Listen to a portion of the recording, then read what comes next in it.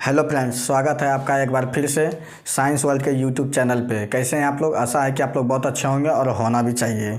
चलिए आज देखते हैं क्लास 12 का चैप्टर नंबर 3 ह्यूमन रिप्रोडक्शन, मानव जनन के बारे में पढ़ेंगे। पूरे 0 लेवल से स्टार्ट करेंगे। तो ये चैप्टर जो है सभी छात्रों के लिए आवश्यक हो जाता है, क्योंकि इस चैप्टर में हम अपने शरीर के बारे में पढ़ेंगे। तो हर कोई अपना शरीर के बारे में जानना तो आवश्यक ही है, क्योंकि मालूम रहना चाहिए कि हमारा अंग कैसा कैसा कार्य करता है, कौन सा कार्य करता है और कौन कौन सा अंग से क्या क्या होता है। तो ये सब जानना हर स्टूडेंट या हर व्यक्ति को जानना ज़रूरी है। मालूम होना चाहिए अपना शरीर के बारे में। अपना शरीर के बारे में जानना कोई गलत बात नहीं है। हमेशा अच्छी बातें होती है हम अपने शरीर के बारे में जब अध्ययन करते हैं तो इसीलिए आज हम लोग एक पार्ट स्टार्ट करेंगे ह्यूमन रिप्रोडक्शन, मानव जनन, क्लास 12 का चैप्टर नंबर 3। तो स्टार्ट करते हैं। ये चैप्टर जो है हमारे जैसे स्कूल में जो शिक्षा मिलती है इस चैप्टरों से उतनी शिक्षा नहीं दे पाते हैं, क्योंकि शिक्षक शर्मा जाते हैं और शिक्षक ही जो ऊपर पढ़ा के क्वेश्चन आंसर लिखा के ख़त्म कर देते हैं। तो आज हम लोग पूरा 0 लेवल से स्टार्ट करेंगे और उच्च लेवल तक जाकर चैप्टर को धीरे धीरे समाप्त करेंगे। चलिए स्टार्ट करते हैं। ह्यूमन रिप्रोडक्शन, मानव जनन। ह्यूमन रिप्रोडक्शन,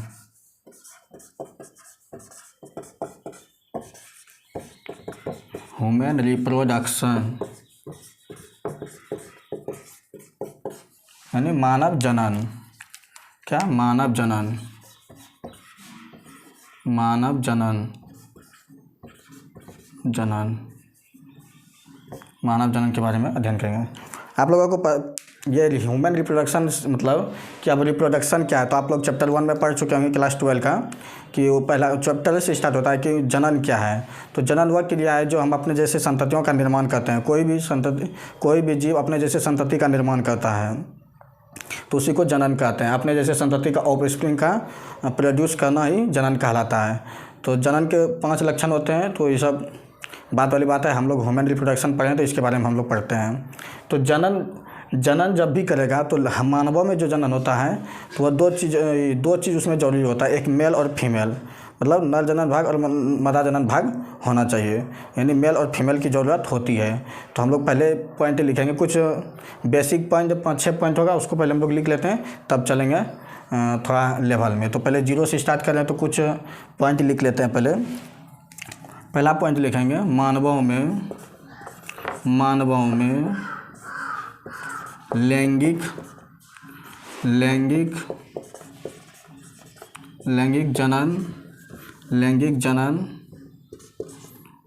जनन होती है या होता है।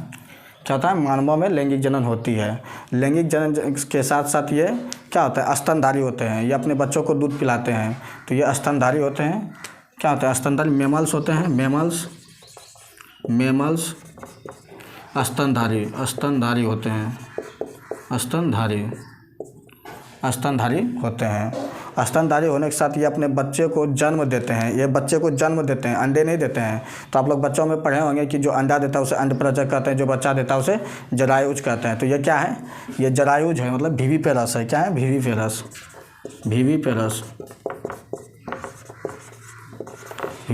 है, जरायुज है। क्या है? जरायुज। ये अपने बच्चे को जन्म देते हैं। और ये जो होते हैं, और ये मानवों में क्या होते हैं? मानवों में होते हैं कि एक नर अलग होता है और फीमेल अलग होता है। मतलब ये एक लिंगी होती है, मतलब यूनिसेक्सुअल होता है। ये नहीं कि नर जनन भाग भी एक ही में और मादा जनन भी भाग एक ही में हो, ये ऐसा नहीं होता है। ये एक लिंगी प्राणी है, नर अलग मादा अलग। जैसे आप लोग बहुत सारे जीवों में देख के आप ये नहीं बता सकते हैं कि वह नर है कि मादा है। कुछ ऐसे जीव हैं, जैसे मच्छर को आप देख के बता सकते हैं ये मच्छर है कि मच्छरनी है। मतलब आप मेल और फीमेल में उसको कन्वर्ट नहीं कर सकते हैं उसकी बाहरी संरचना से। तो पहले इसका क्या लिखेंगे? यह एक लिंगी है, यूनिसेक्सुअल है, एक लिंग। क्या है? यह एक लिंगी है। और देखिए, जैसे आप उसकी बाहरी संरचना से आप देख के, लेकिन मानवों में क्या होता है, हम किसी के बाहरी की संरचना को देख के हम बता सकते हैं ये मेल है या फीमेल है।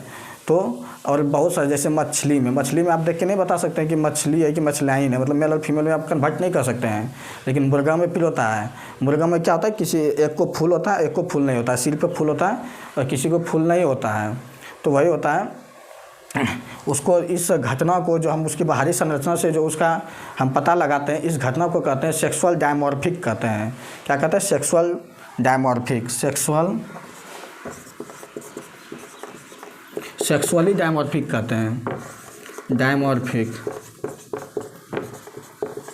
मतलब हिंदी में इसको हिंदी बोलेंगे लैंगिक द्विरूपता। द्वि मतलब रूपता, दो रूप होता है, मतलब अलग अलग होता है। तो हम उसके बाहरी संरचना को देख के हम बता देखते हैं कि द्विरूपता मतलब अलग करना। लैंगिक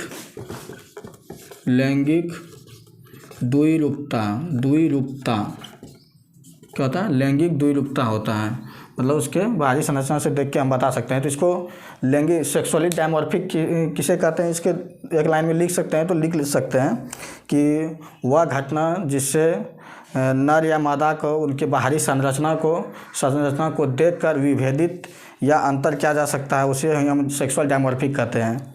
लिखना है तो लिख लीजिए, हम ही लिख देते हैं। वह घटना, यहाँ से लिख देते हैं,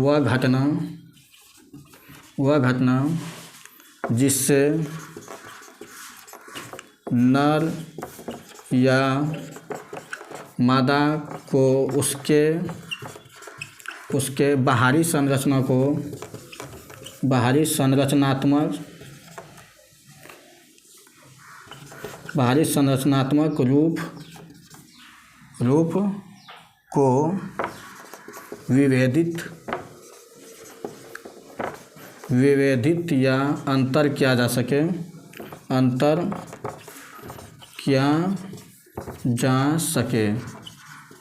उसे क्या कहते हैं? सेक्सुअल डायमॉर्फिक कहते हैं। जिसकी उसकी बाहरी संरचना को देखकर हम पता लगा सकते हैं कि वह मेल है फीमेल है, उसको क्या बोलेंगे? सेक्सुअल डायमॉर्फिक कहते हैं। बस इतना हो गया।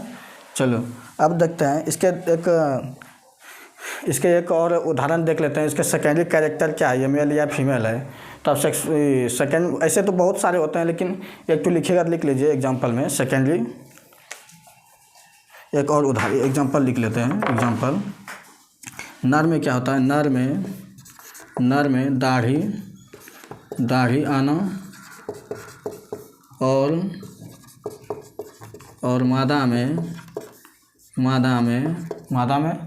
मादा में छाती का बढ़ना। क्या होता है? छाती का बढ़ना। छाती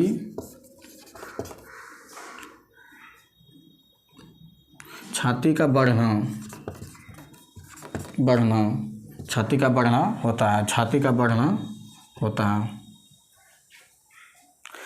बढ़ना होता है। इतना सा ये हुआ बेसिक, जो कि इतना सी पता रहना चाहिए। चलिए अब स्टार्ट करते हैं हम लोग।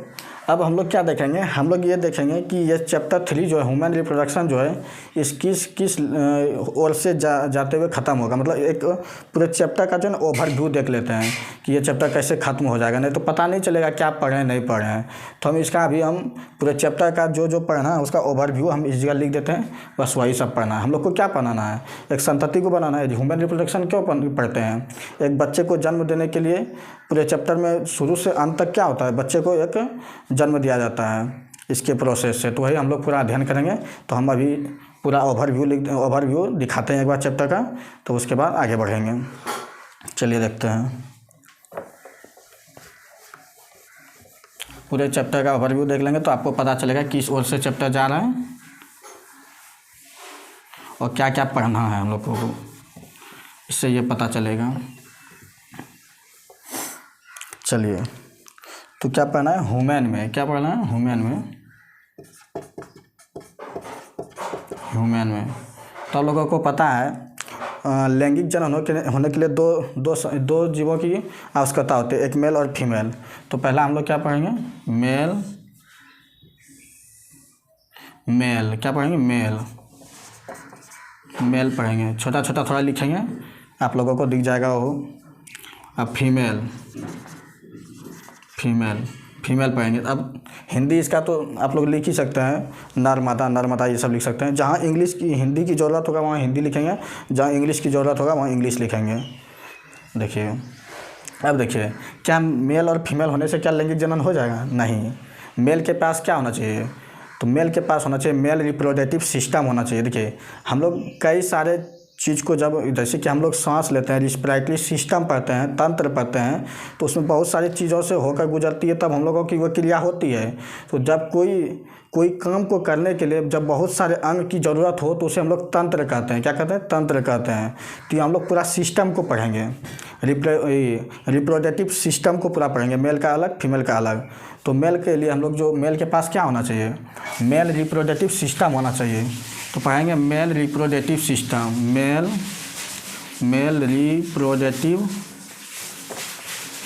मेल रिप्रोडक्टिव सिस्टम को पढ़ेंगे।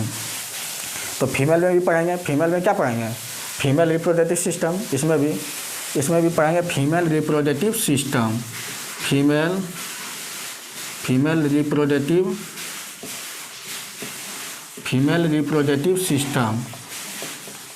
रिप्रोडक्टिव सिस्टम के बारे में पढ़ेंगे। क्या मेल रिप्रोडक्टिव सिस्टम और फीमेल रिप्रोडक्टिव सिस्टम में होने से क्या हो जाएगा जनन? नहीं होगा। मेल रिप्रोडक्टिव सिस्टम का मुख्य भाग क्या है? टेस्टिस है, विलिसन है। तो हम लोग क्या होना चाहिए उसमें क्या होना चाहिए? विलिसन होना चाहिए। विलिसन यानी टेस्टिस होना चाहिए। इसके बाद टेस्टिस पढ़ेंगे, टेस्टिस, विलिसन पढ़ेंगे, विलिसन। आप इसका लिख सकते हैं, इसका हिंदी क्या लिखिएगा? नर जनन तंत्र लिख सकते हैं, मादा जनन तंत्र लिख सकते हैं। हिंदी लिखने का होगा तो लिख लीजिएगा। विलिसन का हिंदी हम लिखिए दिए टेस्टिस, तो हो गया। अब देखिए, इसमें जो मुख्य है, नर में जो मुख्य है वह टेस्टिस है। टेस्टिस का ही मुख्य कार्य है, क्योंकि शुक्राणु का निर्माण इसी के अंदर में होता है। और फिर इसमें क्या इंपॉर्टेंट है? फीमेल रिप्रोडक्टिव सिस्टम में क्या इंपॉर्टेंट है? फीमेल रिप्रोडक्टिव सिस्टम में इंपॉर्टेंट है क्या? ओवरी है। क्या है? ओवरी है। इसमें ओवरी यानी अंडाशय, क्योंकि अंडाशय के अंदर ही ओव्यूल ओवम बनता है। ओव्यूल बनता है, ये जब पौधे के बारे में अध्ययन करते हैं उसमें बनता है। यहाँ क्या बनेगा? ओवम बनेगा, ओवम अंडाणु बनेगा उसके अंदर में। अब देखिए, टेस्टिस के अंदर में क्या बनेगा? टेस्टिस के अंदर में शुक्राणु बनेगा, यानी स्पर्म बनेगा। तो हम लोग फिर स्पर्म को पढ़ेंगे। क्या पढ़ेंगे? स्पर्म को पढ़ेंगे। इसके बारे में स्पर्म को पढ़ेंगे, स्पर्म को यानी शुक्राणु को पढ़ेंगे, शुक्राणु को। और ओवरी के अंदर में क्या बनेगा? ओवरी के अंदर में क्या बनेगा? ओव्यूल बनेगा। क्या बनेगा? ओव्यूल बनेगा। ओव्यूल नहीं, ओवम, सॉरी, ओवम। हमेशा पौधे वाला याद आ जाता है। ओवम है अंडाणु बनेगा। क्या बनेगा? अंडाणु बनेगा। अब देखिए, हम लोग जो स्पर्म बनने की जो क्रिया को कहते हैं, स्पर्म जो बनता है, स्पर्म बनने की क्रिया को स्पर्मेटोजेनेसिस कहते हैं। आप लोगों को पढ़े होंगे कि लैंगिक जनन करने के लिए 3 घटना घटती है। कितना घटना घटती है? 3 घटना। एक प्री फर्टिलाइजेशन और पोस्ट फर्टिलाइजेशन होता है, मतलब पूर्व निषेचन पश्चात। ये 3 घटना घटती है लैंगिक जनन के लिए। तो पहला घटना जो होता है प्री फर्टिलाइजेशन, मतलब पूर्व निषेचन में जो घटना घटती है वह पहला घटना है गैमेटोजेनेसिस, मतलब गैमीट का निर्माण होता है। यहाँ गैमीट के माध्यम में क्या बनेगा? स्पर्म बनेगा। स्पर्म ही तो गैमीट बनता है। तो यहाँ क्या पहले होगा? स्पर्मेटोजेनेसिस होगा। तो पहला मेरा घटना क्या बता? यहाँ नंबर 1 देखिए, यहाँ लिख सकते हैं। नंबर 1 आपको बताने के लिए नंबर 1 दे रहे हैं। तो यहाँ स्पर्म बनने की क्रिया को ही स्पर्मेटोजेनेसिस कहते हैं। स्पर्मेटोजेनेसिस मतलब इसका हिंदी आप लोग लिख लीजिएगा शुक्राणु जनन। शुक्राणु लिखा हुआ है, जनन लिख लीजिएगा, शुक्राणु जनन। अब देखिए, अब यहाँ ओवरी में ओवम बनने की क्रिया को oogenesis कहते हैं। oogenesis कहते हैं, मतलब ये अंडाणु जनन कहते हैं, oogenesis कहते हैं, ये होता है। तो गैमीट बन गया। अब गैमीट बनने के बाद जो होता है पूर्व निषेचन में क्या होता है? अब गैमीट का ट्रांसफर होता है, मतलब अब नर जनन, अब शुक्राणु बन गया। तो शुक्राणु बनने से मादा के फैलोपियन ट्यूब में जाएगा तो ही ना जनन की क्रिया होगी। तो ये क्या करेगा? ये स्थानांतरण, मतलब ये जो है यहाँ तक पहुँचेगा। तो पहुँचेगा किसके माध्यम से? पहुँचेगा तो ये हम पहुंचा देते हैं इससे करके। पहुंचाएंगे किससे? ये जो पहुंचता है मैथुन संभोग करने की क्रिया से पहुंचती है, संभोग करने की क्रिया से, संभोग, संभोग या मैथुन, मैथुन, मैथुन की क्रिया से होती है। इंग्लिश में होता है कॉपुलेशन, कॉपुलेशन, कॉपुलेशन कहते हैं हिंदी में, आप संभोग या मैथुन कह सकते हैं। तो ये हो गया। अब ये जाके यहाँ मिला, अब ये जाके फ्लैपियन ट्यूब में मिला, तो फ्लैपियन ट्यूब में मिला तो अब यहाँ हम लोग एक बार ऐसे मिला देते हैं। जगह कम है इसलिए थोड़ा थोड़ा लिख रहे हैं, जगह कम है, आप लोग थोड़ा सा फाइल करके लिखिएगा। वैसे सब चीज़ हम लिख ही रहे हैं।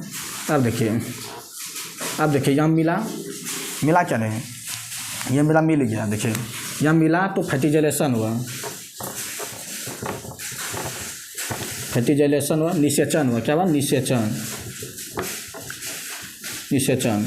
देखिए मेरा पहला घटना यहाँ ही घटा, पहला घटना। देखिए यहाँ तक का घटना को हम लोग कहते हैं, यहाँ तक के घटना को हम लोग कहते हैं प्री फर्टिलाइजेशन, मतलब पूर्व निषेचन, पूर्व निषेचन, निषेचन से पहली घटना। निषेचन, देखिए निषेचन यहाँ हुआ तो निषेचन की पहली घटना को क्या कहते हैं? पूर्व निषेचन, पूर्व निषेचन मतलब प्री फर्टिलाइजेशन। तो आप लोग लिख सकते हैं यहाँ प्री फर्टिलाइजेशन। आप लोग ऐसे करके लिखिएगा, ऐसे करके, ऐसे ऐसे ऐसे करके लिखिएगा, लिखिएगा। देखिए पहला घटना ये हुआ, दूसरा घटना यहाँ हम लिख दिए, दूसरा घटना यहाँ लिख दिए। अब दूसरा घटना के यहाँ जो है, अब जो मिल गया, मिल गया तो देखिए, देखिए यहाँ आपको पता है स्पर्म जो है, स्पर्म शुक्राणु जो वह संख्या में 23 होता है, और जब 23 होता है तो n लिखते हैं, और 46 आता है तो 2n लिखते हैं। n to n में ऐसे हम लोग लिखते हैं। तो स्पर्म जो है तो n हुआ, इसको हम लोग n लिखते हैं। और यहाँ भी n होता है, और बम में भी आम होता है। जब स्पर्मेटोजेनेसिस होता है तो शुक्राणु की संख्या आधी हो जाती है, उससे पहले 46 होता है। तो ये जब स्पर्मेटोजेनेसिस हुआ तो n बना, और ये n जब दोनों एक जगह मिला तो ये क्या हो जाता है? 2n हो जाता है। इसलिए जायगोट जो है हमेशा 2n होता है। जायगोट 2n होता है। जायगोट जो है क्या होता है? 2n होता है। जायगोट 2n होता है। जायगोट को हिंदी में क्या बोलेंगे? युग्मनज बोलेंगे, युग्मनज बोलेंगे। क्या बोलेंगे? युग्मनज बोलेंगे, युग्मनज बोलेंगे। देखिए अब जायगोट बन गया, जायगोट जब बन गया तो जायगोट 2n होता है। जायगोट 2n, 1 मिनट रुकिएगा, 1 मिनट।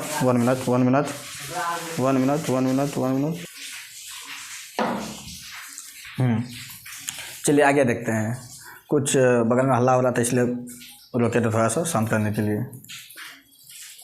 तो इसके आगे देखते हैं, आगे देखेंगे कि देखिए यहाँ जायगोट बन गया, युग्मनज मेरा बन गया। एक युग्मनज हमेशा 2n होता है, याद रखिएगा, यानी संख्या में 46 होता है। 46 गुणसूत्र, n और n मिलकर, मम्मी का n और पापा का n मिलकर 2n हो जाता है। तो उसके बाद जायगोट बना, तो जायगोट के बाद जो है मेरा एम्ब्रायो बनता है। इसके बाद जो है हमारा एम्ब्रायो बनता है। देखिए एम्ब्रायो बनता है, एम्ब्रायोजेनेसिस, एम्ब्रायो मतलब भ्रूण, मतलब छोटा सा बच्चा बनता है। तो एम्ब्रायोजेनेसिस होता है नंबर 1,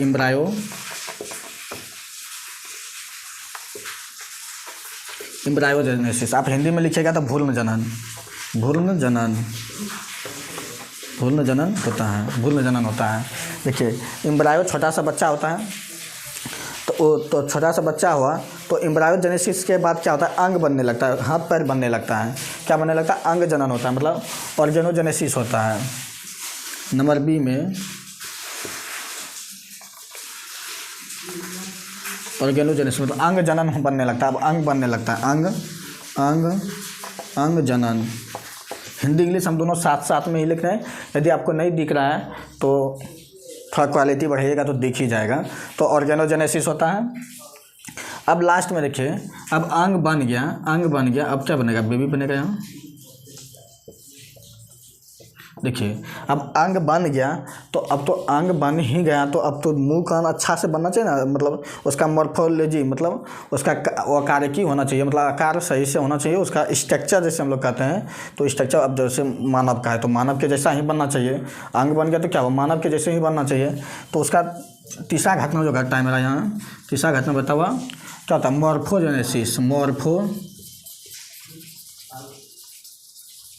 मॉर्फोजेनेसिस, मतलब अकार्यकी जनन, क्या होता है, अकार्यकी जनन होता है, मॉर्फोजेनेसिस होता है। उसके बाद ये बेबी का डेवलपमेंट होता है, बेबी का निर्माण होता है, बेबी बन के तैयार हो जाता है। तो ये घटना जो है, ये घटना निषेचन के बाद ये घटना जो होता है पोस्ट फर्टिलाइजेशन होता है। आप लोग ऐसे लिखिएगा, थोड़ा आप लोगों का कॉपी थोड़ा सा चौड़ा होगा तो लंबा होगा, तो आप लोग ऐसे लिखिएगा। तो ये घटना, ये जो है ये पूरे फ्लो चार्ट है चैप्टर 3 का। तो हम लोग जो पढ़ेंगे, हम लोग पहले पढ़ेंगे पूरा मेल रिप्रोडक्टिव सिस्टम को पढ़ेंगे, पूरे सिस्टम को पढ़ेंगे, मेल रिप्रोडक्टिव सिस्टम को। मेल रिप्रोडक्टिव सिस्टम में जो है मुख्य अंग है क्या है, टेस्टिस। तो हम लोग टेस्टिस को पूरे अच्छी तरह से अध्ययन करेंगे और टेस्टिस के फिर इंटरनल स्ट्रक्चर को भी देखेंगे। तो इस तरह हम लोग देखेंगे। पहले हम लोग ये पढ़ेंगे, उसके बाद में टेस्टिस पढ़ेंगे, टेस्टिस के बाद शुक्राणु पढ़ेंगे, मतलब स्पर्म का स्पर्मेटोजेनेसिस, शुक्राणु जनन करने के बाद स्पर्म बनने के बाद यहाँ तक में हम रुक जाएंगे, क्या होंगे, रुक जाएंगे। उसके बाद हम लोग फीमेल रिप्रोडक्टिव सिस्टम को पढ़ेंगे। फीमेल, क्योंकि निषेचन कैसे करेंगे, निषेचन करेंगे तो इधर बना ही नहीं, तो इधर कैसे ला देंगे, तो होगा नहीं ऐसा। तो ऐसा क्या होगा, तो यहाँ स्पर्म बना के हम यहाँ रुक जाएंगे। उसके बाद यहाँ फीमेल रिप्रोडक्टिव सिस्टम में चलेंगे। फीमेल रिप्रोडक्टिव सिस्टम में हम लोग पूरे सिस्टम को पढ़ेंगे। उसके बाद हम यहाँ इसमें इंपॉर्टेंट क्या है, इंपॉर्टेंट ओवरी है, ओवरी पढ़ेंगे। ओवरी में ओव्यूल बना के भी फिर हम यहाँ रुक जाएंगे, क्या हो गया, रुक जाएंगे। उसके बाद इसको और इसको, मतलब कॉपुलेशन तो कोई है नहीं है, इसका कुछ होता नहीं है ये, तो इसको तब फिर हम लोग इसके बाद यहाँ निषेचन पढ़ेंगे, फर्टिलाइजेशन पढ़ेंगे कि कैसे निषेचन कराया जाता है। उसके बाद क्या होता है, एम्ब्रायो जाइगोट कैसे बनता है, भ्रूण जनन कैसे होता है, अंग जनन कैसे होता है, मॉर्फोजेनेसिस कैसे होता है, इसके बारे में अध्ययन करेंगे। आई होप आप लोग समझे होंगे कि चैप्टर का व्यू पूरे अच्छी तरह से समझ लिए होंगे और कैसे कैसे चलेगा ये आप लोगों को पता चल गया होगा। तो हम लोग अभी के क्लास में ही स्टार्ट करेंगे मेल रिप्रोडक्टिव सिस्टम। क्या पढ़ेंगे, मेल रिप्रोडक्टिव सिस्टम। चलिए स्टार्ट करते हैं। तो पहले मिटा लेते हैं पूरे अच्छी तरह से। हम जो फिगर बनाएंगे, फिगर थोड़ा सा गलती होगा तो माफ़ कीजिएगा मेरे प्यारे दोस्तों। फिगर ठीक ही बनाएंगे समझने के लिए। यदि आपको सही समझ में ना आए, मतलब फिगर देख के नहीं आए, तो फिर हम वीडियो को रोक कर अलग से हम फ़ोटो यहाँ बना के फिर आपके सामने में दिखाएंगे। लेकिन पहले हम एक बार ऐसे हैं हाथ में बना के दिखाएंगे लाइव में ही, ताकि आप लोगों को समझ में आ जाए कि कैसे बनाना है। तो क्या स्टार्ट करेंगे, मेल रिप्रोडक्टिव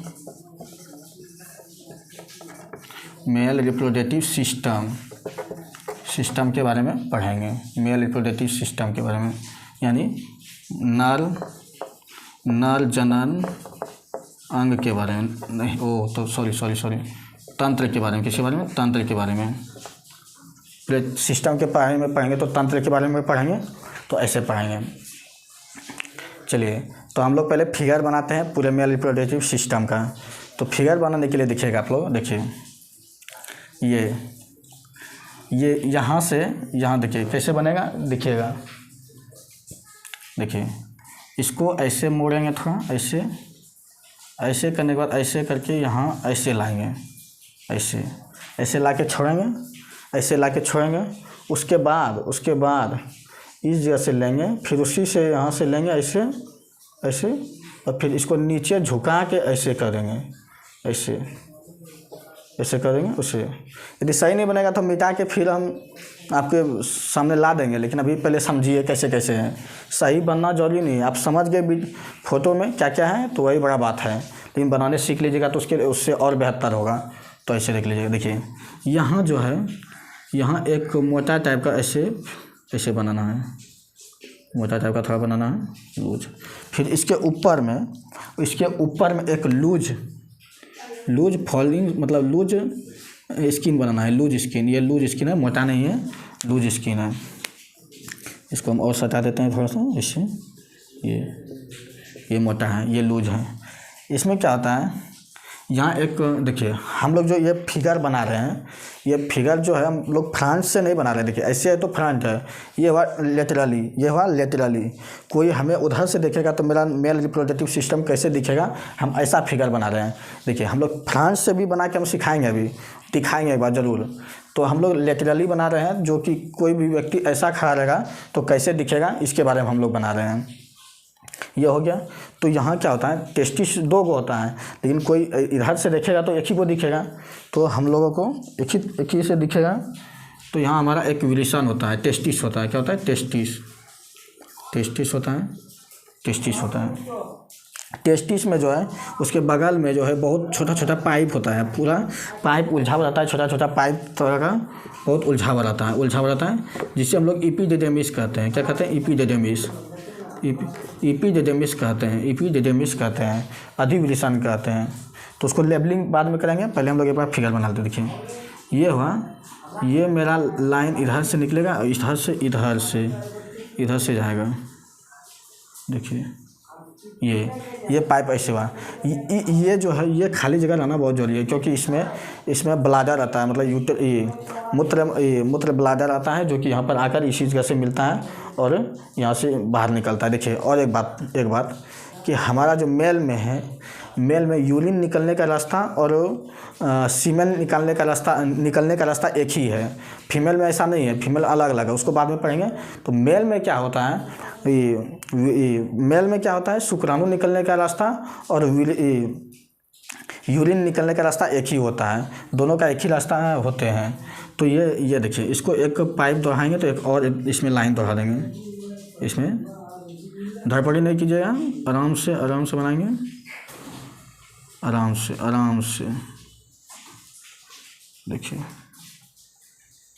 यहाँ बना दिए, इसको बना दिए। अब कुछ लेबलिंग करते हैं, यानी नाम लिखना स्टार्ट करते हैं। विलिसन मतलब टेस्टिस जिस कोर्स में रहता है उसको स्क्लोटम कहते हैं। क्या कहते हैं, स्क्लोटम कहते हैं, मतलब विलिसन कोष कहते हैं। हिंदी में क्या बोलेंगे, विलिसन कोष, विलिसन कोष क्या बोलेंगे, विलिसन कोष बोलेंगे। विलिसन जिस थैली में रहता है उसी को बोलेंगे विलिसन कोष, मतलब स्क्लोटम बोलेंगे। देखिए और ये क्या हुआ, ये मेरा टेस्टिस है, टेस्टिस यानी विलिसन टेस्टिस है। और देखिए ये जो पाइप तरह का जो उलझा हुआ रहता है उसको कहते हैं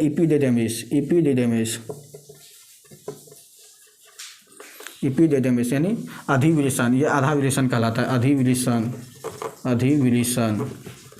क्या होता है, अधिविलिसन होता है, अधिविलिसन। देखिए ये अधिविलिसन मतलब इपीडिडेमिस से लेकर यहाँ तक के रास्ता को, देखिए यहाँ तक के रास्ता को भास डिफरेंस कहते हैं। भास डिफरेंस से पहले एक चीज़ और बोलना चाहते हैं, यहाँ पर एक जो है ना, एक ग्रंथि रहता है, ऐसे ग्रंथि रहता है लगा हुआ। ये ग्रंथि दो ग्रंथि होता है। देखिए अब हम लोग एक बार फ्रंट से बना के दिखाते हैं फिगर कैसा होता है, तब इसमें चलेंगे, तो तभी समझ में नहीं आएगा। फ्रंट से देखिए कैसे होगा, फ्रंट से यहाँ बनाते हैं, फ्रंट से देखिए, फ्रंट से दिखाते हैं, फ्रंट से देखिए दो गो टेस्टिस होता है, देखिए इस टेस्टिस से नली निकाल कर ऐसे जाता है और ये टेस्टिस से भी नली निकल कर ऐसे होता है।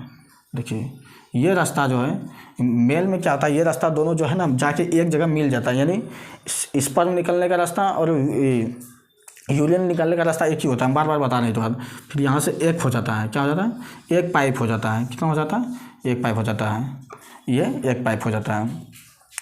तो ये सब तो हम यहाँ लेबलिंग कर ही दिए हैं। तो इसमें क्या होता है, इसमें एक जोड़ा ग्रंथि पाया जाता है, दोनों साइड पाया जाता है, लेकिन हम लोग लेटरली देखेंगे, ऐसे देखेंगे तो हमें एक ही दिखाई देगा, विलिसन भी एक दिखेगा और ये ग्रंथि भी एक दिखेगा। तो यहाँ पर एक ग्रंथि पाया जाता है, जिसको हम लोग सेमिनल वेसिकल कहते हैं। यानी इसका काम क्या है, सेमिनल प्लाज्मा को सिक्रीट करता है, मतलब स्रावित करता है। इसका काम ये है, सेमिनल वेसिकल यानी यह शुक्राणु का जो प्लाज्मा होता है वह सिक्रीट करता है। ये बन गया। अब देखिए यहाँ से लेकर यहाँ तक के पाइप का नाम जो होता है, यहाँ से पाइप तक के जो नाम होता है वो भास डिफरेंस है। भास डिफरेंस मतलब शुक्रवाहिनी, शुक्राणु नली, शुक्राशय होता है, शुक्राणु को ले जाने वाला नली होता है, तो क्या होगा, शुक्राशय नलिकाएं। इसका हिंदी कुछ भूल रहे हैं। इसका हिंदी शुक्राणु को ले जाने वाले रास्ता को शुक्र नलिकाएँ कहेंगे। शुक्र नलिका, शुक्र नलिका, शुक्र नलिका मतलब शुक्राणु को ले जाएगा तो शुक्र नलिका कहलाएगा, तो शुक्र नलिका होगा। सेमिनल प्लाज्मा क्या होता है? शुक्राशय, शुक्राशय मतलब ये इसमें एक सीमेन की तरह यानी ये प्लाज्मा होता है इसके अंदर में, तो वह सिक्रेट करता है। इसको हम लोग बाद में पढ़ेंगे, ये ग्रंथि है, इसको डिटेल में पढ़ेंगे। एक पूरे फ्लो चार्ट को हम बता रहे हैं जो कि आपके दिमाग में डायरेक्ट घुस जाए। तो ये हो गया यहाँ तक के, यहाँ से लेकर यानी देखिए ये जो सेमिनल वेसिकल है उसके बाद से लेकर यहाँ तक के रास्ता को हम लोग स्खलन वाहिनी कहते हैं। मतलब जो शुक्राणु का जो स्खलन होता है, मतलब जो निकलता है इसी जगह से निकलता है, इसी जगह से निकलता है। तो इसका नाम क्या है? इसका नाम है इजुलेटरी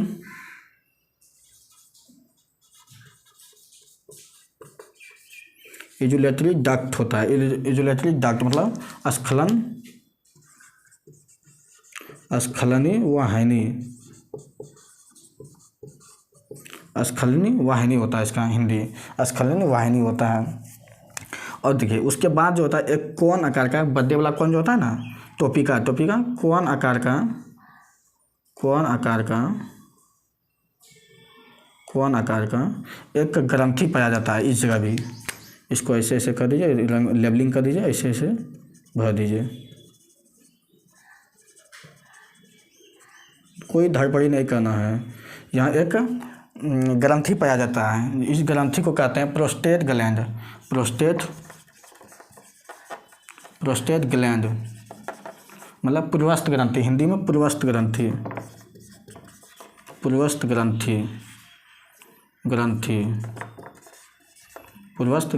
कहते हैं। क्या कहते हैं? पूर्वस्थ ग्रंथि कहते हैं। उसके बाद एक छोटा सा और एक टू रहता है, इस अर्धविलित की तरह दो टो रहता है। अर्धविलित मतलब आधा विलित की तरह रहता है, दो गो। तो इसको हम लोग बोलते हैं bulbo urethral gland. Bulbo urethral gland कहते हैं। बल्बो यूरेथ्रल ग्लैंड कहते हैं। इसको हिंदी में क्या कहते हैं? छोटा है तो कंद, और ये कंद है और क्या है? कंदपत्र मूत्र ग्रंथि कहते हैं इसको, कंदपत्र मूत्र ग्रंथि। उसको हिंदी ज़्यादा जरूरी नहीं है। देखिए इसका एक अलग और नाम होता है जिसको कॉर्पस ग्लैंड कहते हैं। ये बहुत इंपॉर्टेंट है, एग्जाम में पूछा जाता है। कॉर्पस ग्लैंड क्या है? इसका दूसरा नाम कॉर्पस ग्लैंड,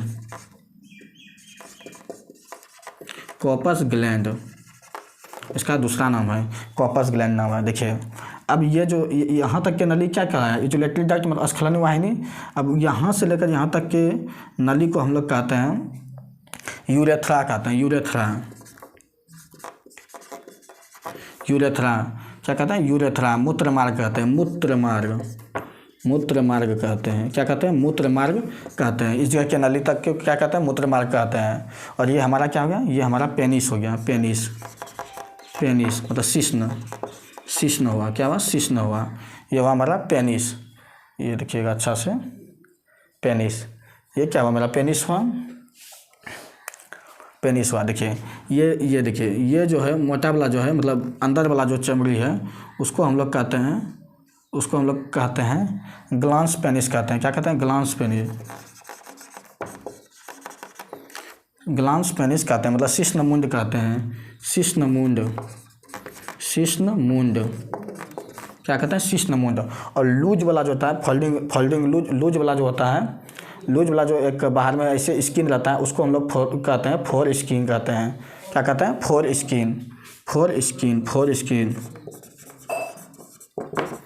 स्किन कहते हैं। ये हुआ हमारा पूरा मेल रिप्रोडक्टिव सिस्टम के बारे में, जो कि हम लोग अभी इसमें ये फिगर देख लीजिए। फिगर सही ही बन गया, अब दूसरा फिगर बनाना कोई जरूरी नहीं है, क्योंकि इसमें ज़्यादा नामकरण करना जरूरी है। मतलब नामकृत मतलब नाम को दर्शाना है। तो आप लोगों को समझ में आया होगा। देखिए यहाँ क्या है? ये क्या हो गया मेरा? ये यहाँ तक जब मिला नहीं है तो यहाँ तक हमारा क्या हो गया? ये तो एपिडिडमिस हुआ, यहाँ एपिडिडमिस हुआ, ये भास डिफरेंस हुआ। आप लोग यहाँ से देख के समझ सकते हैं। ये फ्रंट से हुआ, ये लेटरली हुआ। दो जोड़ा होता है विल्सन, लेकिन हम लोग को लेटरली में दिखेगा तो ऐसा दिखेगा, और फ्रंट में दिखेगा तो दोनों दिखेगा, ऐसा जानते होंगे, आए हो। तो अभी हम जो अब और बताएंगे एक चीज़ और थोड़ा सा क्लास अभी जो हम बताएंगे, ये मेल रिप्रोडक्टिव सिस्टम में क्या क्या आवश्यक है, मतलब क्या क्या आवश्यक, हम फ्लो चार्ट एक बार बता देंगे तो आपको काफ़ी एग्जाम में जो पूछा जाएगा उस सॉल्व हो जाएगा। इससे जो भी पूछा जाएगा, मेल रिप्रोडक्टिव सिस्टम से जो भी पूछा जाएगा, इसमें कैसे क्वेश्चन पूछता है एग्जाम में पूछ देगा, कोई ग्रंथि दे देगा और 3 तो ग्रंथि दे देगा ये फीमेल का और 1 तो दे देगा मेल का, और बोलेगा इसमें से कौन सा मेल का ग्रंथि है। तो आपको टिक लगाना है, आप लोग जानिएगा तो ही टिक लगा पाइएगा, अन्यथा नहीं लगा पाइएगा। तो अभी हम पूरा फ्लो चार्ट बताएंगे, यही सब रहेगा। कुछ नली रहेंगे कि कैसे कैसे जाके गुजरता है, और कुछ टेस्टिस के अंदर का जो भी मतलब नली होते हैं उसके बारे में भी हम लिख देंगे थोड़ा सा, जो कि टेस्टिस को अभी आपको उस समझ में नहीं आएगा, लेकिन जब टेस्टिस का इंटरनल स्ट्रक्चर बताएंगे, अंदर का स्ट्रक्चर बताएंगे, संरचना बताएंगे, तब आपको पता चलेगा। तो अभी हम लोग वही पढ़ेंगे। स्टार्ट करते हैं, पहले इसको मिटा लेते हैं। पूरे क्या क्या जरूरी है, क्या कैसे कैसे होते हैं, उसके कुछ सहायक ग्रंथि, ये सब के बारे में भी जानेंगे। देखिए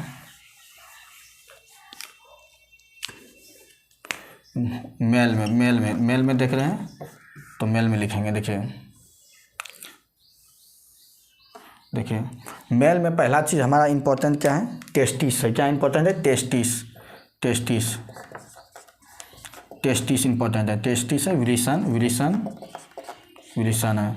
देखिए विरिसन के बारे में 2 पॉइंट अभी इस जगह लिख लेते हैं, सही रहेगा। विरिसन क्या कार्य करता है, इसका फंक्शन क्या है, कि क्या क्यों जरूरी है। तो विरिसन जो है एक मानव का जो मतलब मेल का जो है ना प्राथमिक जनन अंग कहते हैं, यानी प्राइमरी सेक्स ऑर्गन कहा जाता है। और इसी के अंदर में स्पर्मेटोजेनेसिस होता है, मतलब शुक्राणु का निर्माण होता है। और क्या होता है, और इसमें एक हार्मोन पाया जाता है, टेस्टोस्टेरोन हार्मोन पाया जाता है, जो कि नर होने का पहचान को बताता है। यदि वह टेस्टोस्टेरोन हार्मोन नहीं रहेगा तो हमें दाढ़ी मूंछ और आवाज़ की जो दिक्कतें होती है वह नहीं हो पाएगा।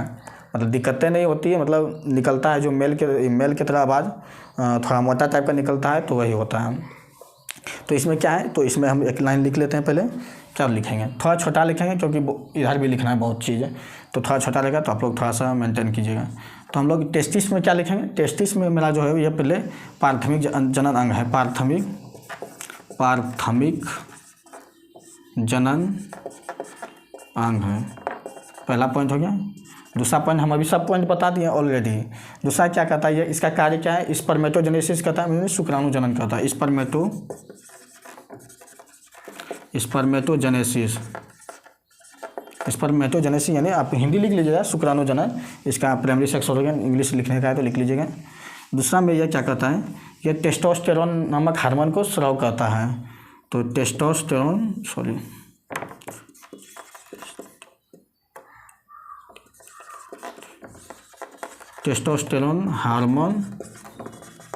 हार्मोन का स्राव करता है। टेस्टोस्टेरोन नामक हार्मोन का स्राव करता है। टेस्टोस्टेरोन हार्मोन हिंदी इंग्लिश एक ही होता है, तो इसका इंग्लिश से लिख लीजिएगा, टेस्टोस्टेरोन नामक हार्मोन का स्राव करता है। ये हो गया।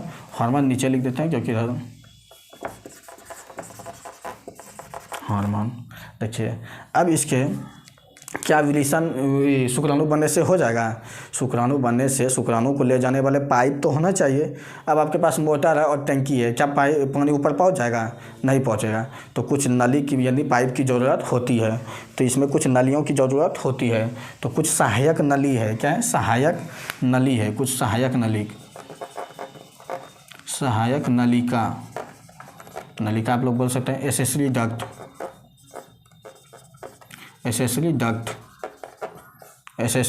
आप लोग बोल सकते हैं इंग्लिश में। तो इसका कुछ एसेसरी डक्ट है जो कि हम अभी लिखते हैं।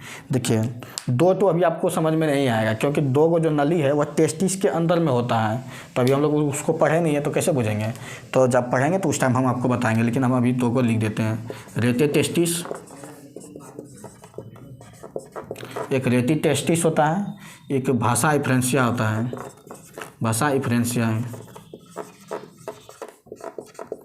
क्या होता है, एक भाषा इफ्रेंसिया होता है, और तीसरा नंबर में आपको पढ़ा ही होगा इपिडेडेमिस होता है।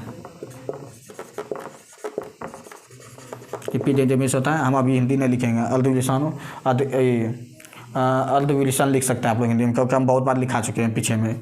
तीसरा नंबर में हम लोग क्या पढ़ते हैं, तीसरा नंबर पढ़ते हैं भास डिफरेंस। इसका भास डिफरेंस होता है। इतना लिख दिया। अब क्या नली रहने से क्या होगा, तो उसका कुछ अब सुनिए। अब ये टैंकी और पाइप है तो हो जाएगा काम, नहीं होगा। अब मोटर की ज़रूरत है, मोटर का कार्य कौन करेगा, तो उसका कुछ ग्रंथि है। तो ग्रंथि के बारे में भी कुछ हम लोग सहायक ग्रंथि, क्या है, सहायक ग्रंथि है, सहायक ग्रंथि यानी एसेसरी क्या है, ग्लैंड है। क्या है, ग्लैंड, एसेसरी ग्लैंड है। ग्लैंड के बारे में देखेंगे तीसरा नंबर है। तो इसका ग्लैंड क्या है, सब ग्लैंड हम लोग पढ़ ही लिए हैं। जो उसमें हम फिगर में अभी लिखे थे सब वही सब लिख रहे हैं। ये आपके लिए क्या होगा, एक पूरे चार्ट में रहेगा, तो आपको थोड़ा एक बार देखिएगा तो याद हो जाएगा कि कौन कौन सा है मेल में और कौन कौन सा फीमेल में है। तो अभी हम लोग मेल का पढ़े हैं तो मेल का ही जानेंगे। तो मेल में मेरा अभी पहले है एक सेमिनल प्लाज्मा, मतलब सेमिनल वेसिकल।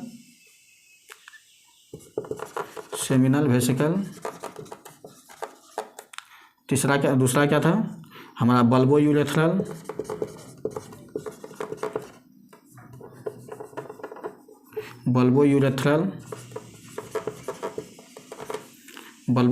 ग्लैंड। तीसरा क्या था, प्रोस्टेट ग्लैंड। चौथा में मेरा क्या था, सेमिनल प्लाज्मा हो गया, बल्बो यूरेथ्रल ग्लैंड हो गया, और कुछ नहीं, और तीन चौथा। लेकिन इसका नाम दूसरा था, इसका नाम याद रखिएगा, कॉर्पस ग्लैंड नाम है। दूसरा नाम क्या है, कॉर्पस ग्लैंड नाम है, इसका थोड़ा याद रखिएगा। अब देखिए अब लास्ट में हमारा जो है टेस्टिस, मतलब क्या है, बाह्य जनन